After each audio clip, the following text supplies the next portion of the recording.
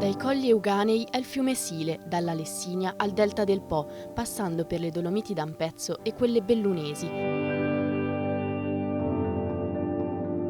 Un itinerario di bellezza e natura, guidati dalla madrina dei parchi del Veneto per il 2024.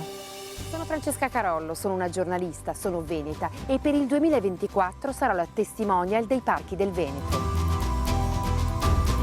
5 parchi straordinari che fanno parte di una regione ricchissima da un punto di vista naturalistico, paesaggistico e ambientale. Questa grande ricchezza da noi è tutelata e promossa attraverso un sistema dei parchi che lavora insieme per far conoscere sempre di più questa regione e questo territorio. Un viaggio che comincia dai colli Euganei e dalla loro straordinaria biodiversità. Un territorio che colleziona preziosi tesori. Tra le 1500 piante censite ne spiccano alcune ricche di storia e aneddoti. Vi faccio vedere una pianta, si chiama Clematis vitalba e veniva chiamata anche l'erba dei pezzenti, perché in epoca medievale gli indigenti si graffiavano le mani con questa pianta creandosi delle piccole piaghe e così potevano chiedere l'elemosina ed essere più credibili.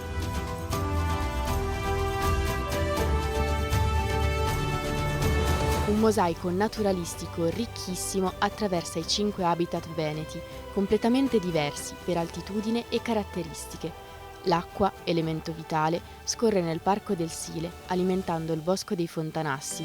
Ma cosa sono i fontanassi? Beh, in dialetto veneto sono le polle risorgive. In sostanza i fiumi di montagna scorrono sotterranei e riaffiorano proprio qui con quel piccolo effetto bollicine.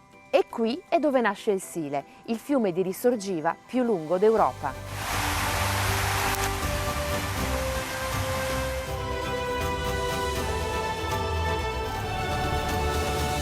Adesso sto navigando lungo il fiume Sile, a destra e a sinistra ci sono i percorsi ciclabili o percorribili a piedi, ma si può anche venire qui con una barca a motore come quella in cui mi trovo io oggi oppure in kayak con la canoa.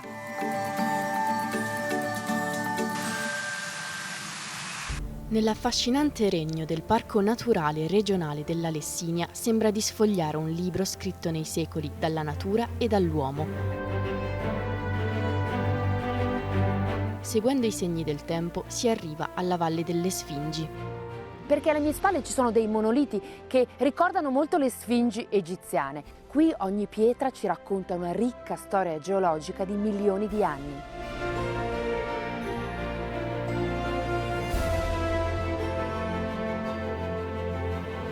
Adesso sto scendendo verso il covolo di Camposilvano, che altro non è che una cavità che si è formata in seguito al crollo di una grotta carsica. E pensate che scende fino a 80 metri di profondità.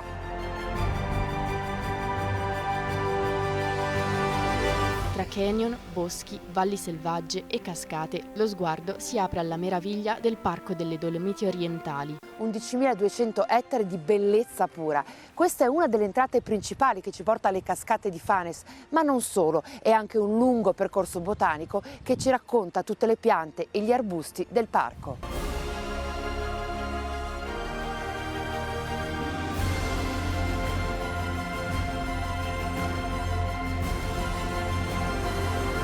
Siamo arrivati alle cascate di Fanes, uno dei punti più belli e magnetici del parco. Sentite la potenza dell'acqua.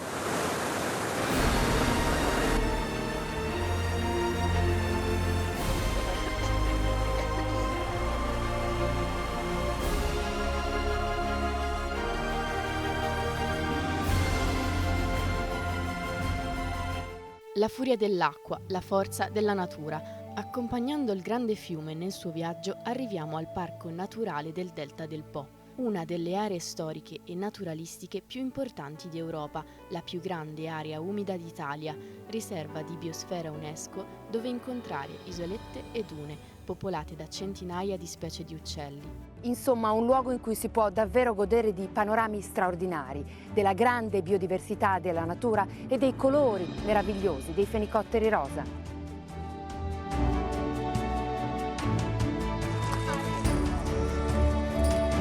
E qui precisamente sono in Via delle Valli, che è uno degli itinerari ciclabili più belli del parco.